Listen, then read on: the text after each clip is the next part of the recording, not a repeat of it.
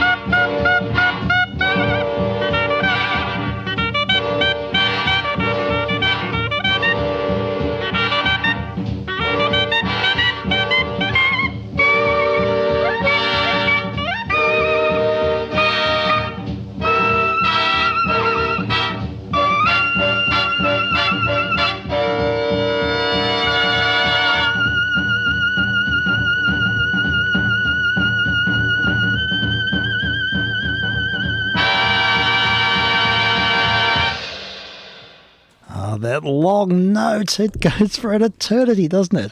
You can just hear him we all take a collective deep breath before he plays that high pitch at the end. Just brilliant. It's fantastic. Everything about that song. It's just got so much dramatic pace, wonderful jungle rhythms underneath, and everything. It's very well arranged, isn't it? It works up to a lovely climax. It does. It certainly does. And I love the sort of the declamations from the band along the way.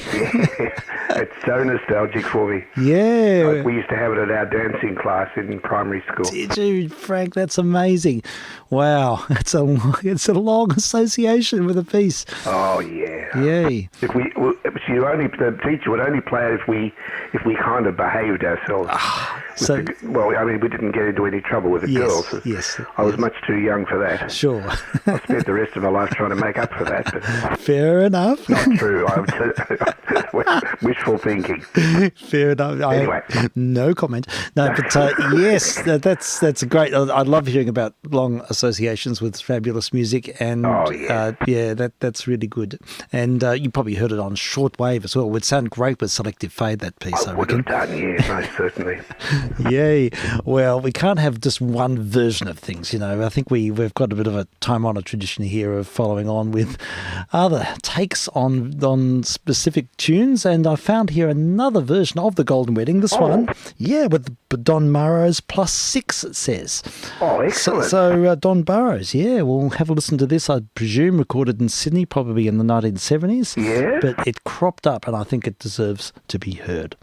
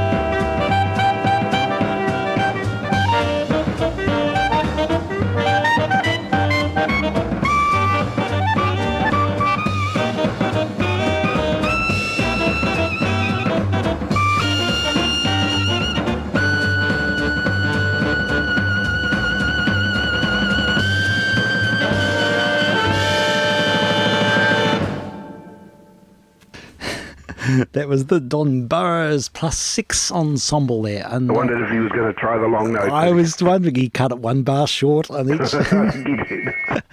Still very good, It though. was marvellous. It was just great. Wonderful free association riffing on the Golden Wedding. Great stuff. Thank you. Oh, absolute Very much. pleasure. Well, look, there's one more. We couldn't have two. We had to have one, add one more to the fray.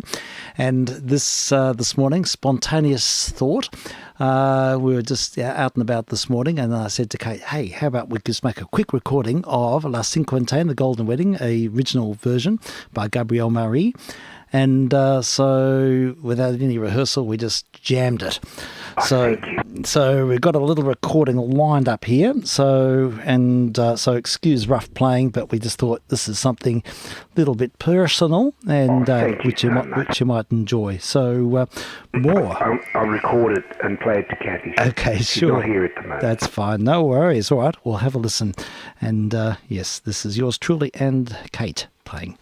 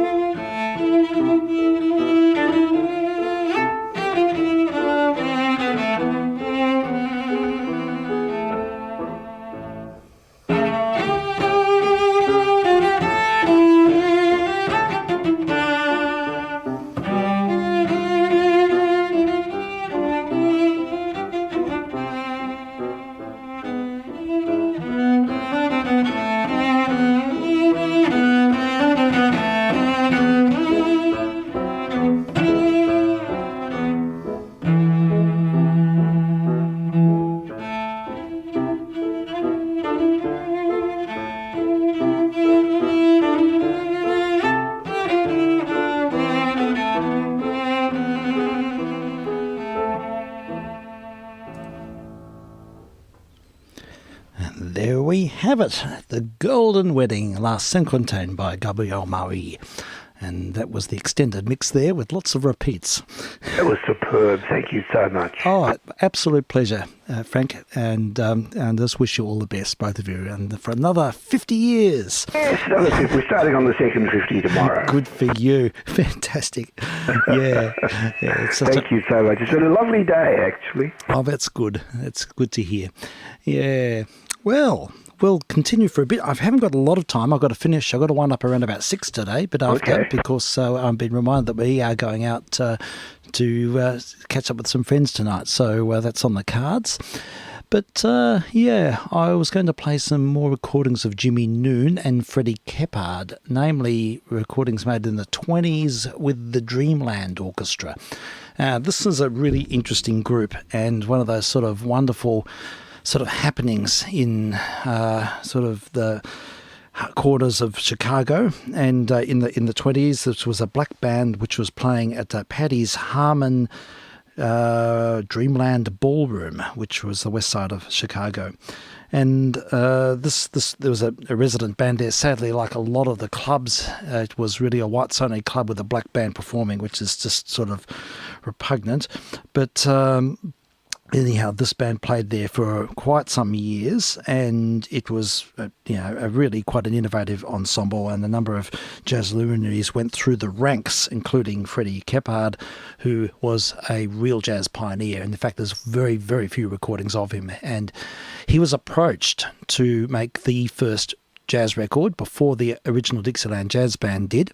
And it was about 12 months before, and they even brought the recording gear there. But sadly, he just didn't feel that it was right to do for his own reasons. I think the nature of the whole thing, he felt that the ideas could be exploited by the new medium. Yeah. And he declined to record with his group, and then, of course, the ODJB took up the mantle, and the rest of it is history. Oh God! So it's such a pity they didn't record, but I can understand his reasons too, and yes, but he went on. He went into decline really by the 20s. But anyone in jazz, particularly black musicians, were in awe of Freddie Keppard.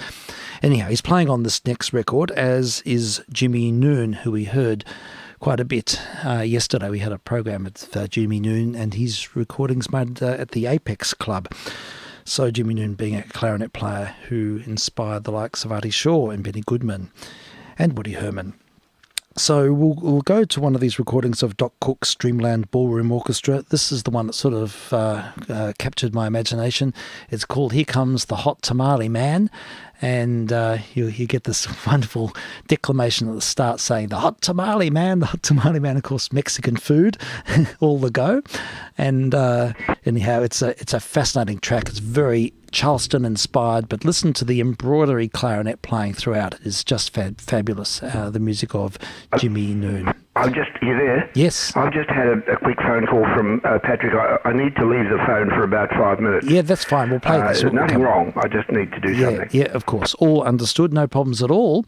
And we'll just continue with this now. Here comes the Hot Tamale Man, the music of Doc Cook and his Dreamland Orchestra. I'm vk3sl. Testing. Hot tamale man. Hot tamale man.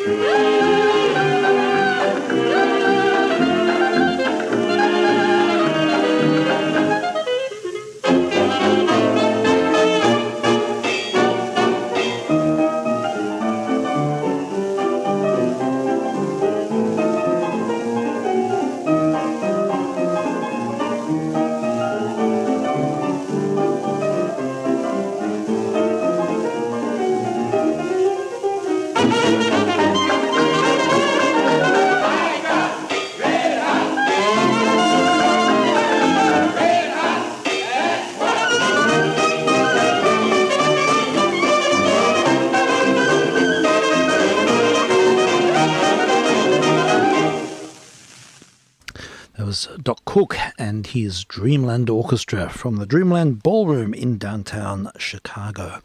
Recording made in July 1926.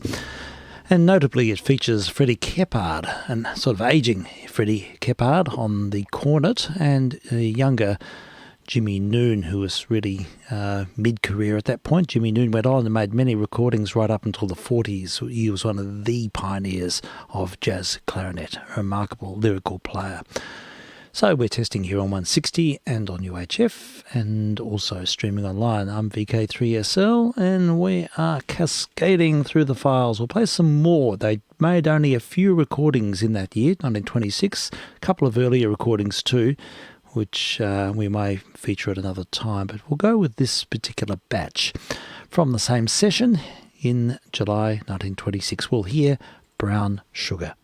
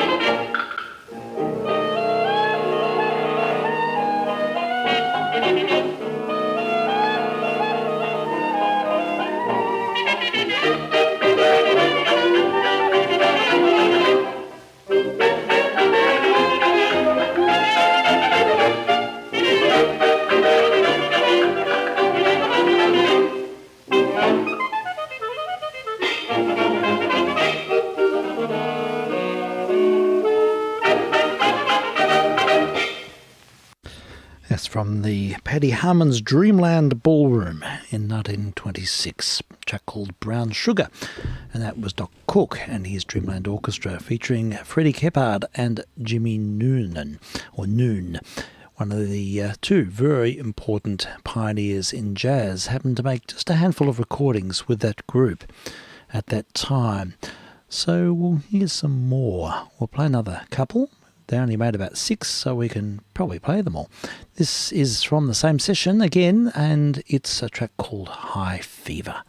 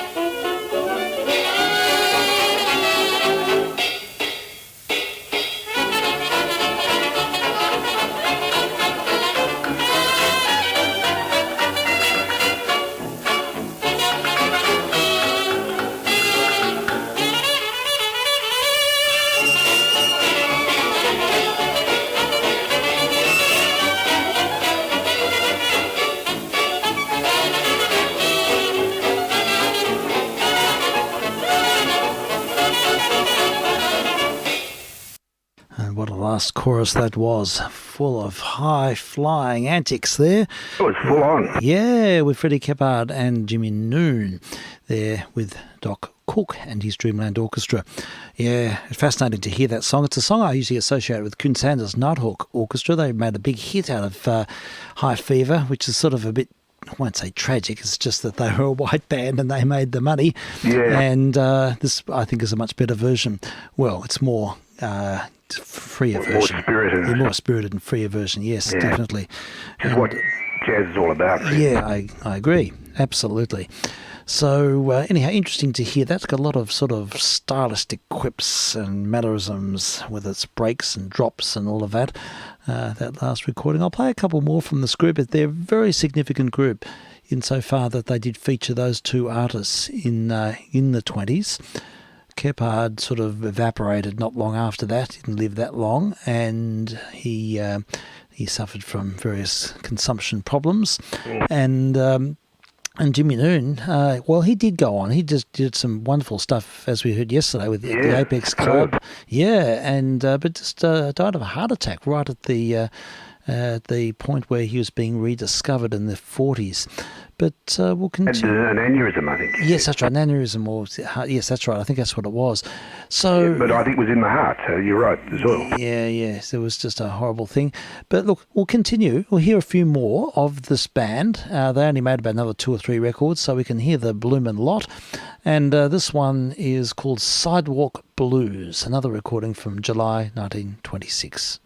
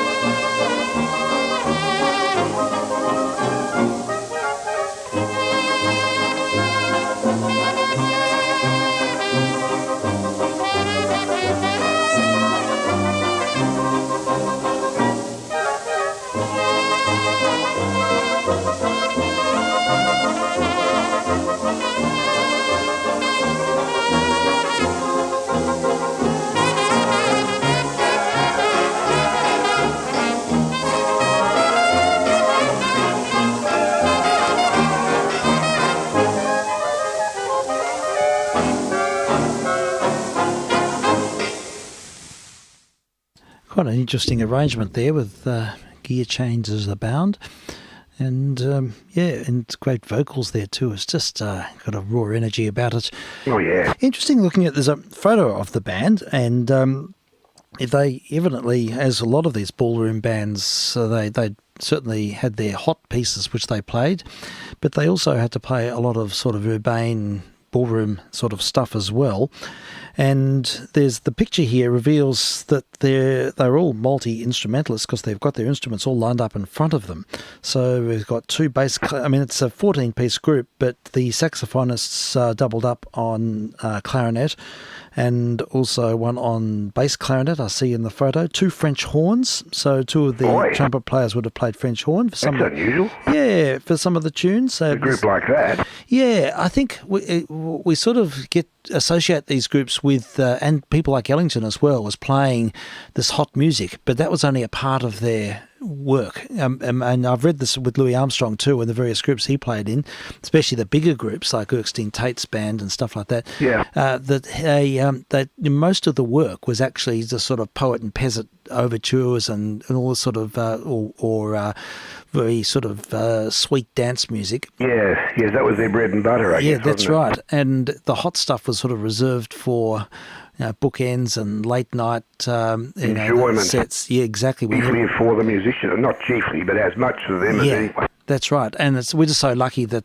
they recorded that type of music.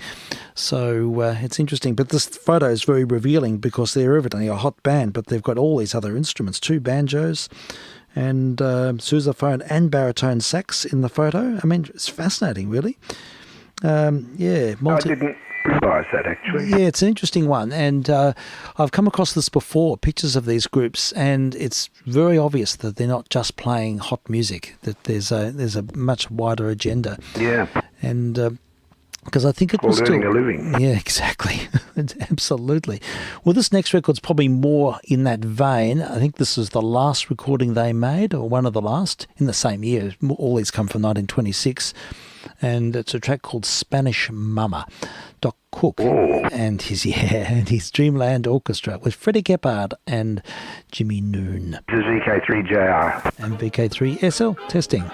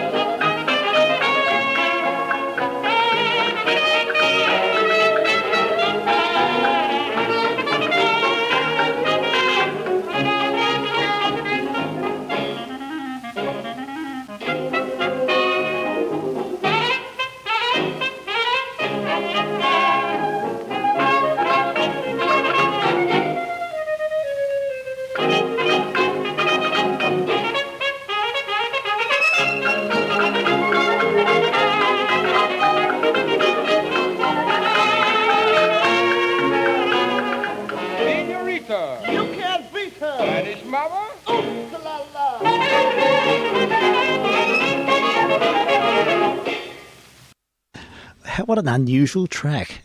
It just had sort of all sorts of obscure flavours to it, and, with a Spanish tinge and a bit of foxtrot thrown in as well. And it's a track called Spanish Mama with Doc Cook and his Dreamland Orchestra, featuring Fede Keppard and Jimmy Noon, two artists we've featured a little bit today, and historic recordings made at the Dreamland Ballroom in downtown Chicago. And I think the word is that they were actually recorded in the ballroom, so there's a bit of ambience in those records. So the team came to them, the recording team, so it seems. Well, I will continue now with some Jelly Roll Morton. We'll catch up with Frank in a minute, and he'd be most interested in this track. Maybe we'll save it up. Maybe we'll just see if I've got it triaged. I might play one more something. Here we go. While we're waiting for Frank, I might play 7 or 11, my Dixie pair of dice, the Orpheum Melody Masters. This turned up today online. It's not in any discography, so no one really knows who they are. It's an early syncopated recording, probably Nathan Glanz and his band back in 1924. I'm vk3sl.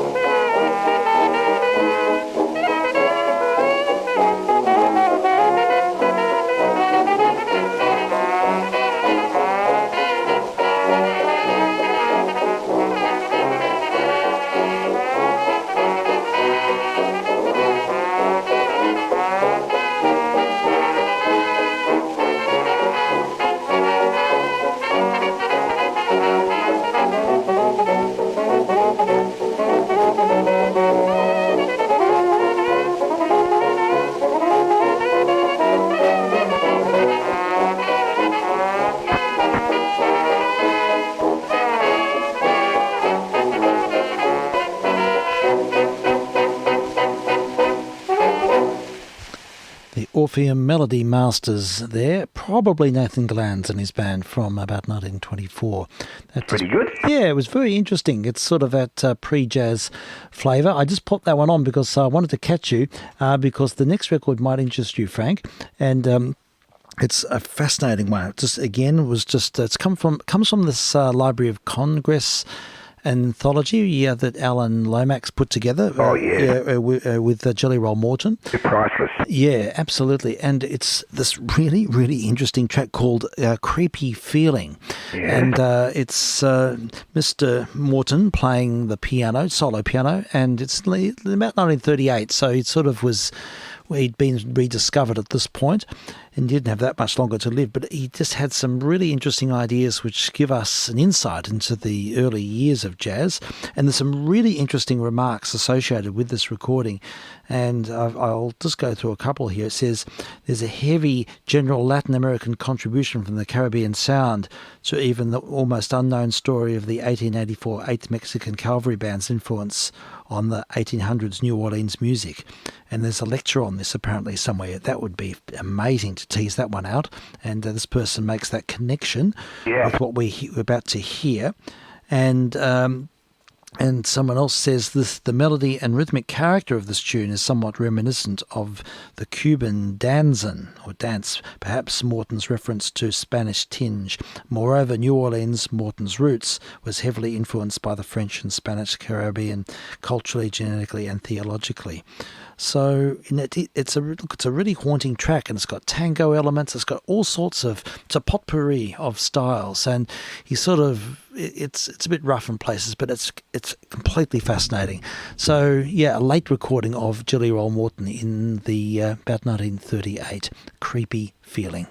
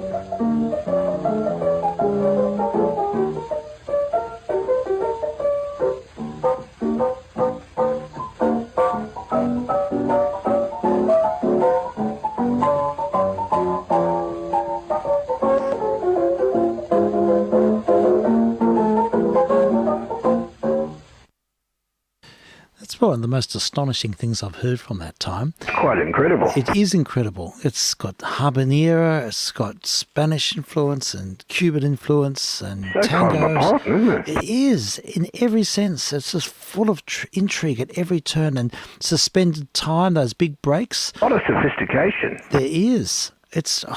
I'm in awe. I will have to listen to a lot more Jelly Roll.